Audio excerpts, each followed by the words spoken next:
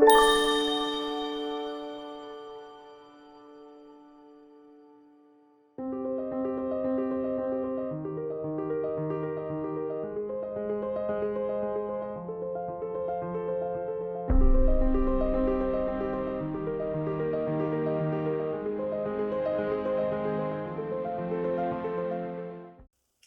there, and welcome this morning to the Business Acceleration 2.0.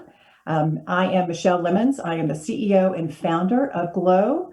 GLOW, we call it, from Global Leaders Organization. It is the sponsor of Business Acceleration 2.0, and we're thrilled that you could be with us today. So today we've got in the house, in the studio, Kent Billingsley. Kent is the new author of Millionaire to Entrepreneur. Entrepreneur to Millionaire. Sorry about that, Kent. But he's not new to the business world.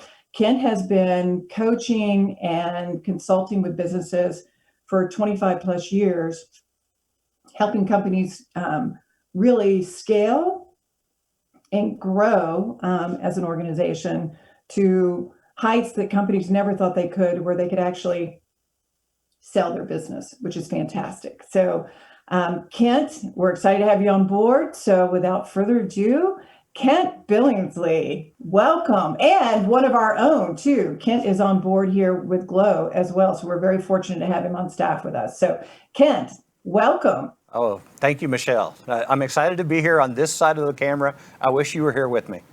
I wish I were too. We planned it, but you know what? It only means we're going to have to come back and do it again, Yes. for sure, right? Yes. So let's set the stage, Kent. Yeah. So I know you, and I've known what you're capable of doing and how you work with entrepreneurs. But for those that don't know you, you created, your organization is called the Revenue Growth Architect.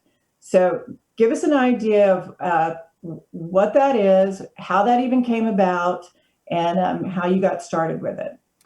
Yeah, so I'll actually go back 25 years, and I was working inside a large corporation, EDS, part of General Motors at the time.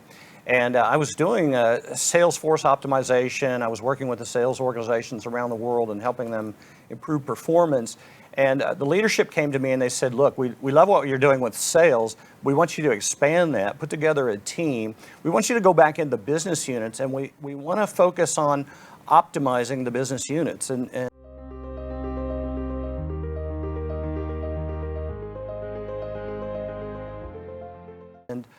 the point there was the business units were growing. This was the outsourcing space that Ross Perot had created. They were growing, but it was inconsistent. They were burning a lot of resources. They weren't as profitable as they could be. And so they wanted more predictability. They wanted more control. They wanted more growth. And they wanted to mainly stop losing to the new competitors. And so I formed a team. They gave me a blank check. We went in and I spent, in some cases, a year inside the business units. What was interesting was I actually picked the highest performing business unit, because my belief was that if you can look at the very best of the best, and if you can find issues, challenges, or things you can solve or fix or optimize there's a good chance those will cross-pollinate into any other divisions or business units.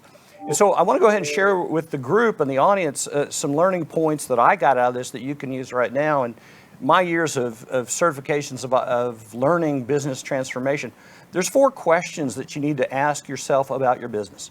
The first one is, what are those things that we're doing right now that we can leverage or accelerate?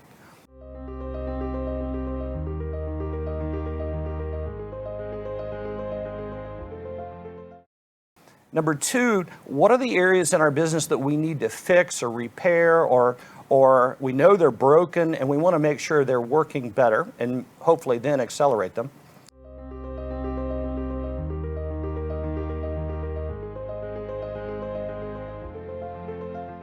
The third question you want to ask is, what are pieces and parts that are missing? What are the holes in my business? And what are those things that we need to go build or buy or put in place to really shore up the holes?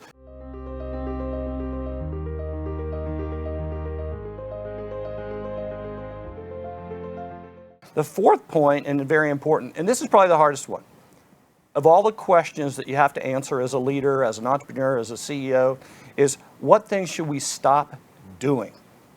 In every organization, there are all kinds of areas and emotional products or services or politically charged things that you just have to stop, or you can never optimize